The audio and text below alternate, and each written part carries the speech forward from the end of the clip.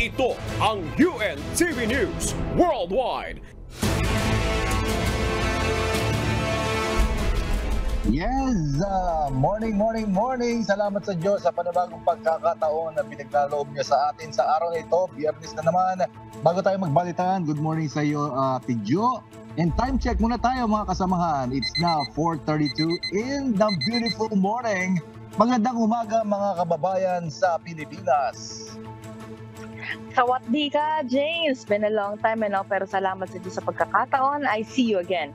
Magandang umaga naman po mula dito sa Land of Smiles. Ayun, sawadi ka din. Ate Jo, ngayon ay araw ng Biyernes, November 17, 2023. Mula dito sa Maryland, USA, ako si James Bontuyan. At mula naman po dito sa Nonthaburi, Thailand, ako si Mary Jo Maleriado. Maghahatid sa inyo ng umatikabong balita mula sa iba't ibang panig ng mundo. UNTV News Worldwide sa ating global headlines. Hamas pumayag sa hostage deal proposal ng Israel. 25 Thai nationals na bihag ng Hamas ligtas ayon sa mediator. Bagong ambassador sa Russia itinalaga ng Canada. Microplastics maaaring makatrigger ng cloud formation. Restriction sa pagdodonate ng dugo sa New Zealand inalis na. Automatic processing para sa mga outbound travelers sa Thailand inihahanda na.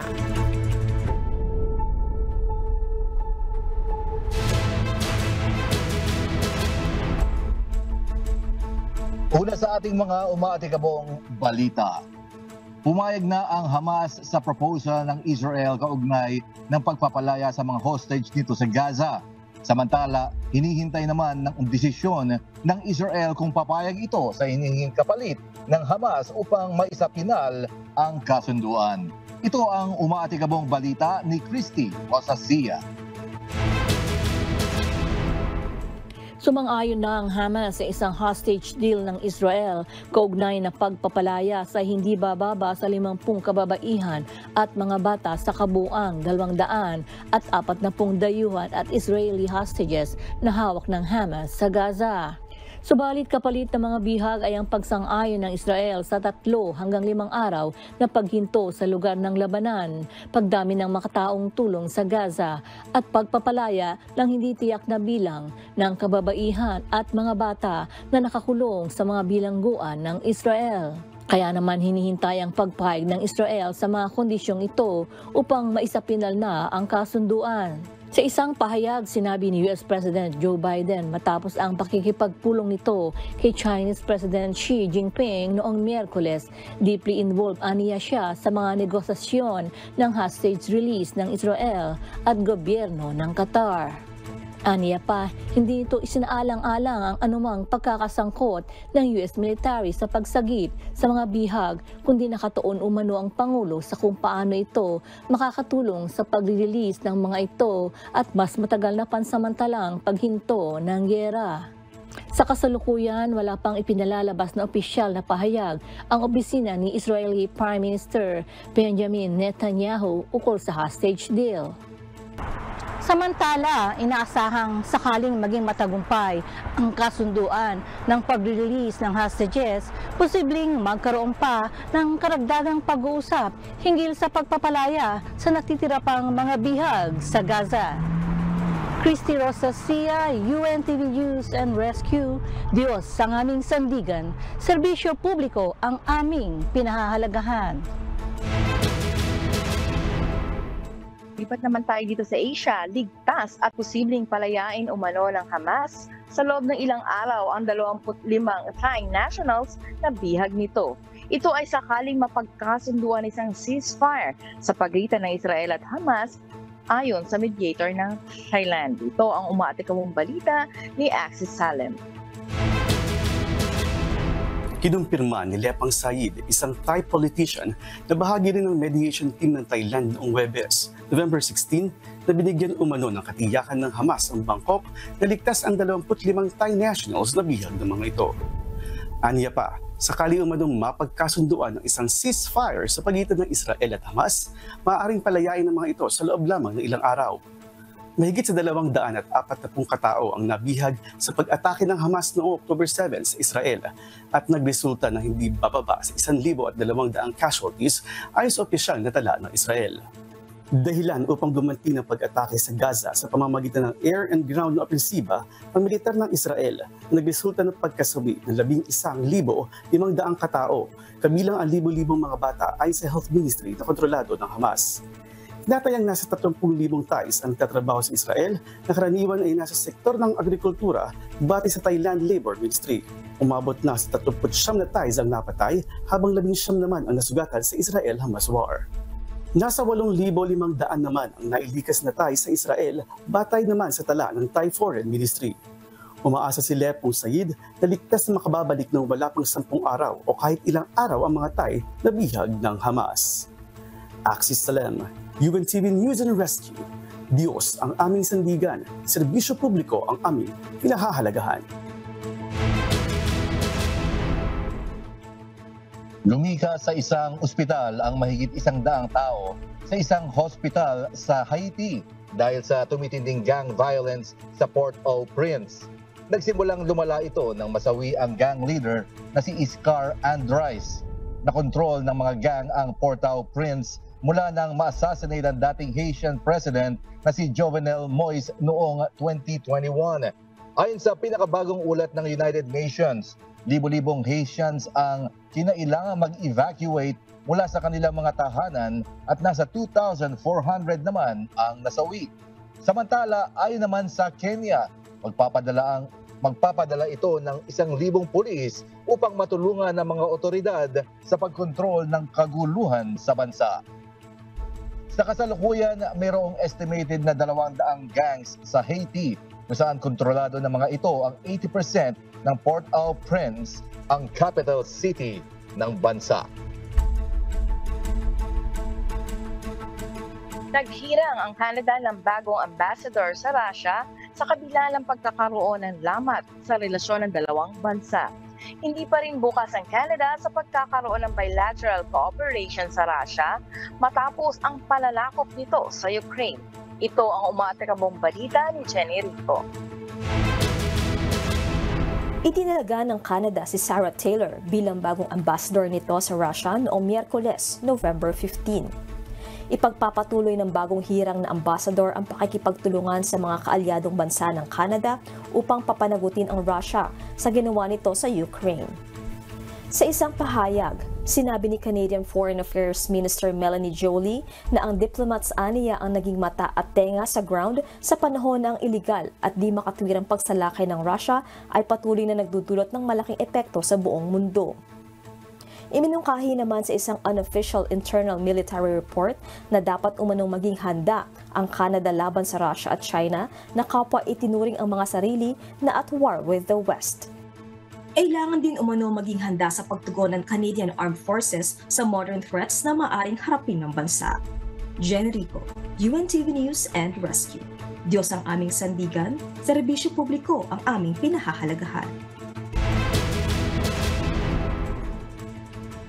Maaaring mag-trigger ang microplastics ng cloud formation at makaapekto sa lagay ng panahon ayon sa isang bagong pag-aaral. Mula sa Texas, USA, may umatikabong balita. Si Abby Valdez live.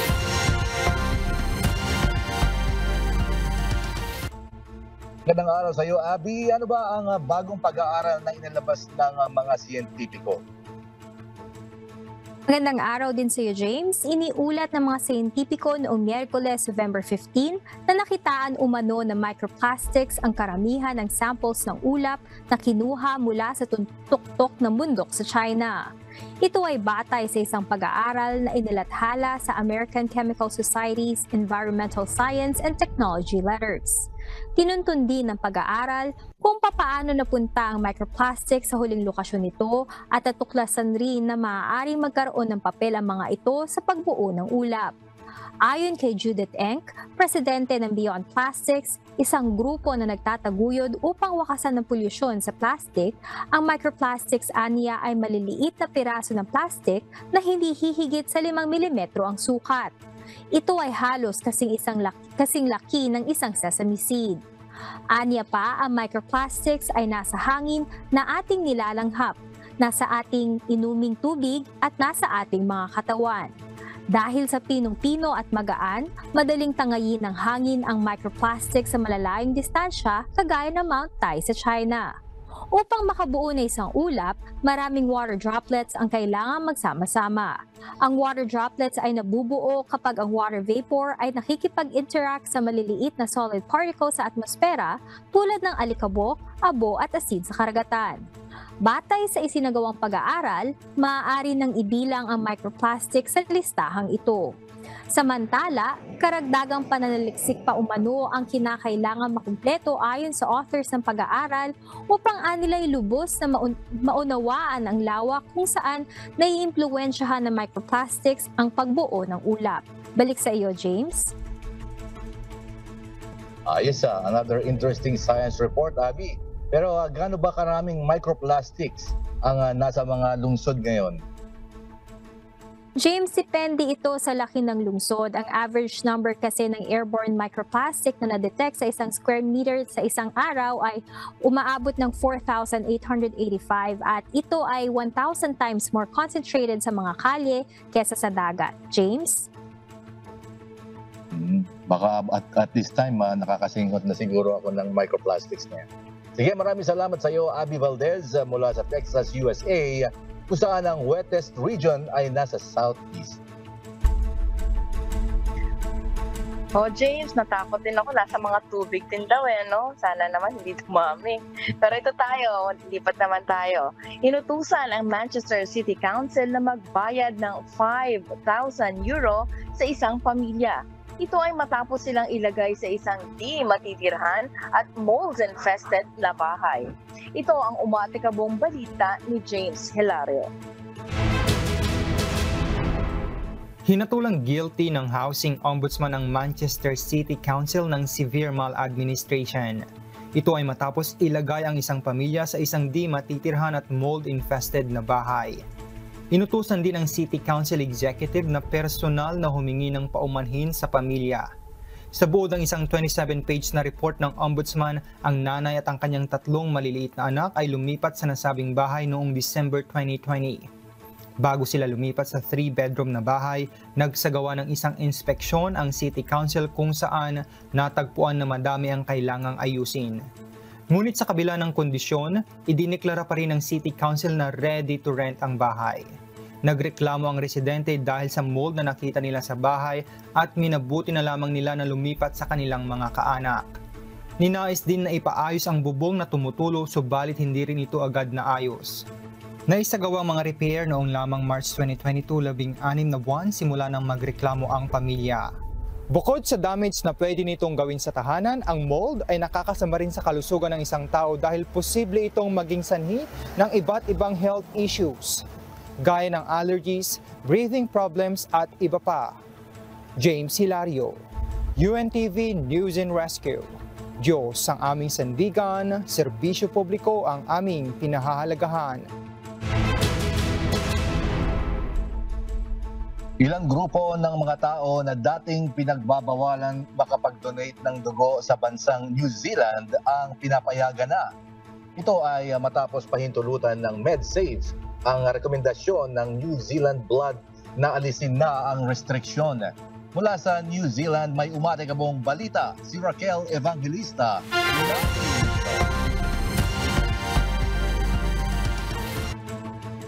Magandang araw sa iyo, Raquel. Anong restriction ang inalis ng MedSafe ukol sa blood donation at aling grupo ba ito ng mga tao ang ngayon ay maaari nang makapag-donate ng dugo dyan sa New Zealand?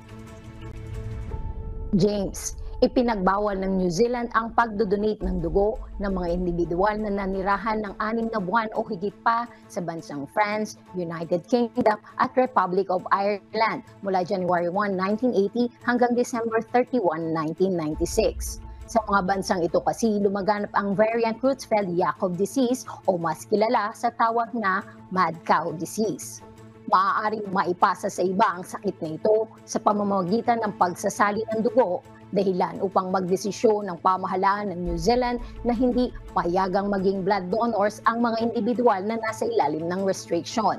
Subalit, matapos ang mahigit 1 taong masusing pag-aaral ng NZ Blood at Epidemiology and Infectious Disease experts sa Kirby Institute sa University of South Wales, lumabas sa isang risk assessment na halos walang panganib sa pagsasali ng dugo mula sa donors na kabilang sa grupong ito. Sa kasalukuyan, halos kada 18 minuto may nangangailangan ng dugo sa bansa. Subalit nasa 4% lamang ng eligible population ng bansa ang nagdodonate ng dugo.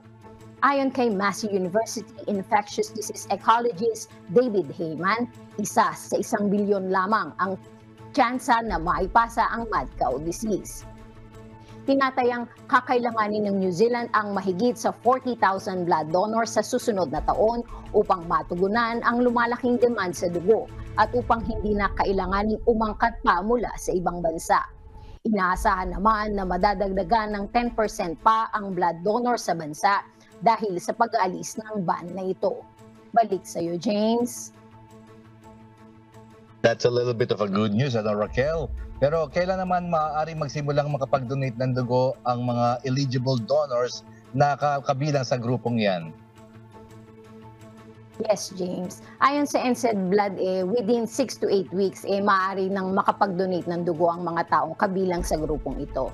Ayusin lamang nila yung kanilang system para ma-accommodate sila at magbibigay sila ng public notice once na may official date na sila. James? Yan. Sige, maraming salamat Raquel Evangelistas mula sa iyong report mula sa New Zealand, kung saan nasa 38% ng donors ay may blood type na O+, samantala nasa 1% lamang ang donors ang may blood type na AB-. Samantala, pasisimulan na ang proseso ng automatic immigration channel sa Thailand para sa mga outbound foreign travelers. Subalit, magiging available pa lamang ito sa piling mga bansa. Ito ang umatikabong balita ni Rowena Diaz. Simula December 15, dadali na ang paglabas ng mga outbound travelers mula sa Thailand. Ito ay dahil sa automatic immigration channels na pasisimulan ng mga airport at immigration authorities. Inaasahan rin na makatutulong ang automatic processing na ito upang mabawasan ang congestion sa airport. Umaasa si Paul Mudge, General Chongron Rinpadi, Commander of Immigration Division 2, na ma-accommodate ng automatic channels na ito ang 5,000 hanggang 12,000 na tao kada oras. Dagdag pa niya, plano rin ng Airports of Thailand na mag-install nito sa Don Muang Airport.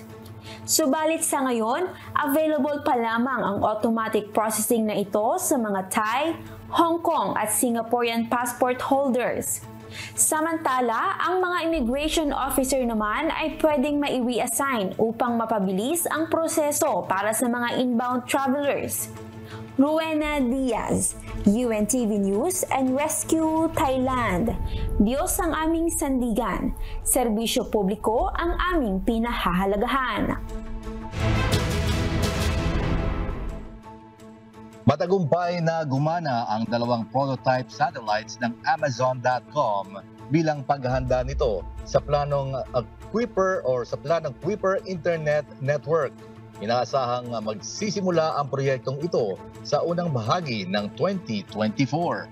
Ang Kuiper Internet Network ay magiging kakumpetensya ng Starlink ni Elon Musk, ang pinakamalaking satellite operator sa mundo. Ayon pa sa Amazon.com, nakamit nito ang 100% success rate sa unang 30 araw mula nang ilunsad ang satellite. Magkakaroon ng beta test para sa Kuiper para sa Vodafone at Verizon sa second half ng 2024.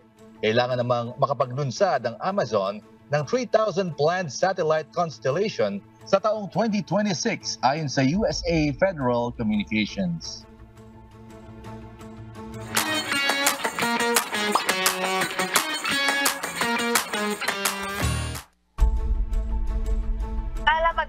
ng Financial Education Seminar para sa mga kababayan natin sa Singapore.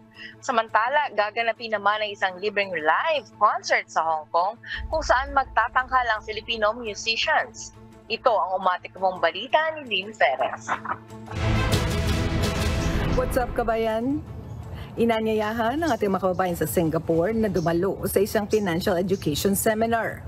Gaganapin ito sa November 19, alas 3:30 ng hapon sa Philippine Embassy sa Singapore. Sa mga interesadong dumalo, mag-register lamang sa link na matatagpuan sa official Facebook page ng Embahada sa facebook.com/PH in Singapore. Muli magkakaroon ng libreng live concert sa Hong Kong kung saan magtatanghal ang ilang mga Filipino musicians.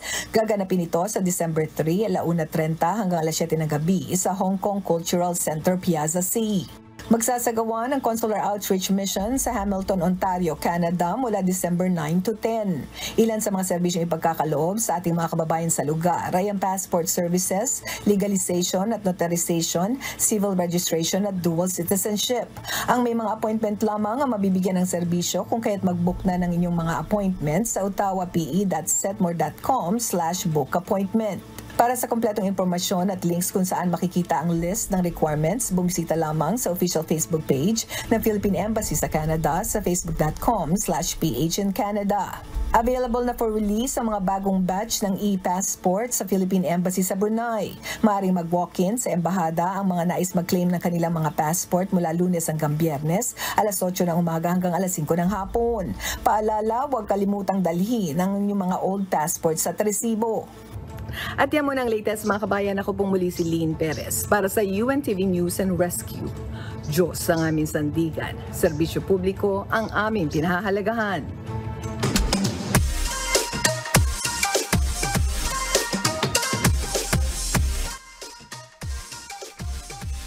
James, na-miss ko to. Favorito ni Amel at saka ni Nina, no? At ito nga ang di natin makalimutan, ang pinakaabangan nating lahat. Pwede bang bumati?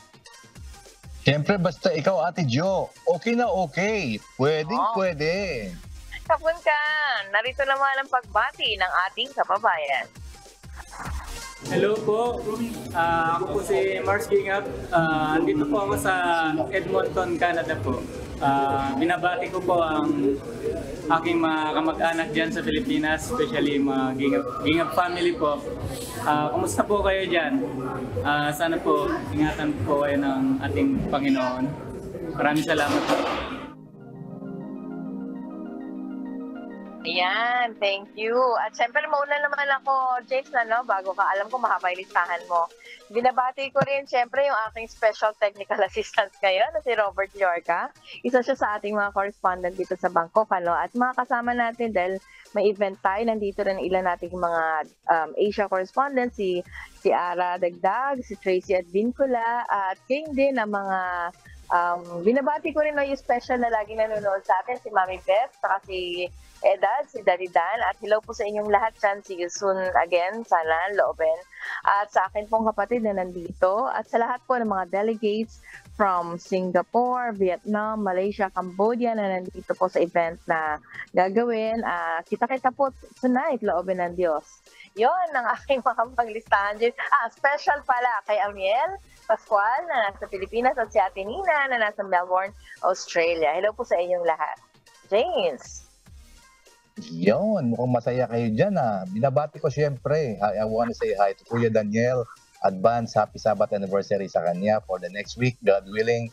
And sa kanyang pamilya, sa pamilya nila, Brother Josel and family sa Pilipinas ngayon. And of course, I would like to greet my loving, beautiful, and sexy wife a very happy birthday. Magiging golden girl na rin siya, Robin, this coming Sunday. Happy birthday to you, my love. I love you always and forever. Diba? Ayos ba tayo dyan? Teka lang, Kuya James. James, medyo may ka. Mukhang nakauna ka sa akin. Pahabol na rin ako. Advance, happy Sabbath po, Kuya Daniel. We miss you here. Sana po mabisita niyo rin kami sa aming event dito sa Thailand. We miss you very much. Kumbaga sa Thai ay tawag nila, Kiting Mak. Si Daniel ka. Yon, sa inyo mo lahat. At siyempre, salamat sa ingatan po naman kayo palagi. We love you. Pag-ibig. James? Ay, Ate Jo, kamusta ba ng sitwasyon dyan sa Thailand? Kasi nung huli kitang nakapanayam, nasa Korea ka, di ba? South Korea. Ngayon naman, nasa Thailand. Kamusta bang Thailand? Bigyan mo naman ng a little overview ng ating mga televiewers. Oo, nabanggit ko po kanina dun sa intro ko, nasa Nonthaburi, Thailand ako. Actually, part pa rin siya ng Bangkok, pero kabilang siya sa Metro Bangkok. Kumbaga dikit siya sa Bangkok eh. Medyo probinsya na itong aming dako. Malayo kami dun sa mga kilala niya na mga lugar. Pero I've been here, nag-work kasi ako dito, James, 8 years ago, at marami talaga siyang pagbabago. And sadly, yung ibang mga tourist attraction dito ay wala na because of pandemic, yung COVID, no? Medyo nag-iba din talaga. Nagulat din ako yung mga night spots dito, nabawasan sila. I don't know kung mamabalik pa yung mga night spots, pero parang maaga sila nagsara and some are permanently closed. However, yung mga iba pang places na open pa rin naman and they are advocacy at sana din nag-invite din ng mga tourists na bumisita rito. Maraming bago yung mga buildings and mga entertainment, maraming bago. Yun nga lang yung mga natural na dinidevelop ng mga mamayan dati, like yung floating market, Sampawa, ay ayon sa mga kababayan natin dito ay kino-consider na nag-ghost town. Napuntahan ko yung James, yung Sampawa. Kumbaga, sasakay ka sa bangka, tapos mamimili along the river, may bahay sa gitna. And masaya yun, experience na ng family ko. However, sadly, wala na daw yun. Pero may iba pa namang floating market na nandito. Sana mga mabisita mo, James, makabisita ka na dito. Magaganda din yung dagat nila. Like Pattaya, Krabi, PV Island, yun. Marami dito magaganda pa rin na lugar dito sa Thailand. Consider din ito sa top tourist destination.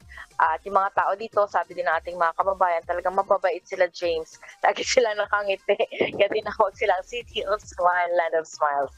Hope to see you soon here. James, God willing. Nakarating ako dyan sa Thailand. Siguro some 25 years ago na, matagal na yon. Pero during that time, iba pa yung Thailand eh. Punong-puno sila ng mga Elephant Museum. I think sa may bahagi ng Bangkok yun nung ako'y nandiyan. At kumusta naman yung mga community, Filipino community dyan sa Thailand? Kamusta ba sila?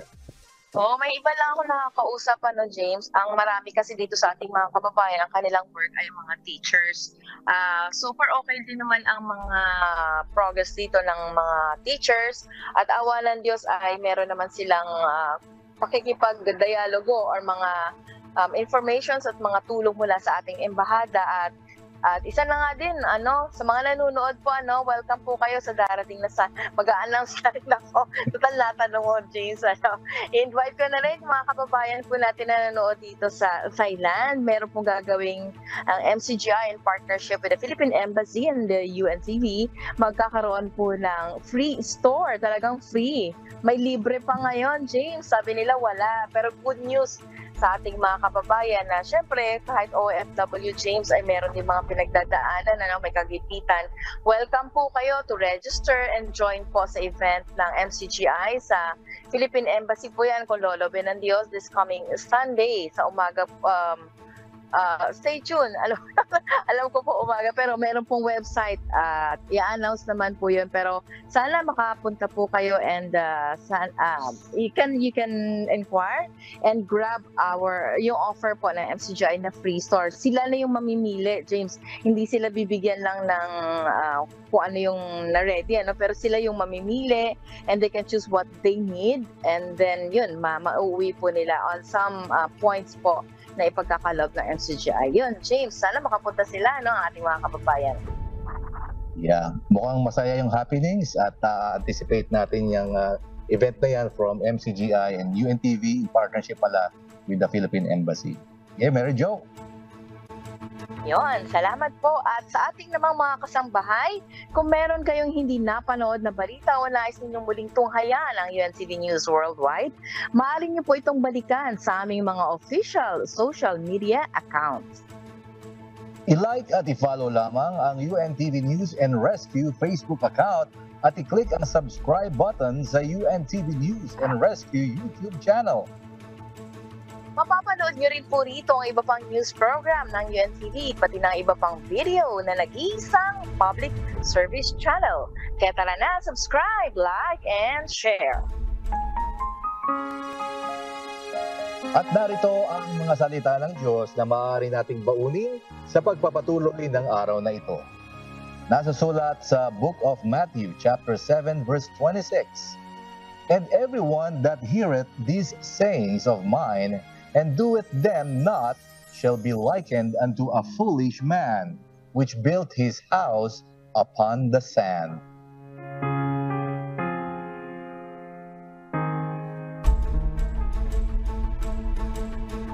At yan po ang mga umatikabong balita sa iba't ibang panig ng mundo ngayong umaga ng Biyernes, November 17, 2023.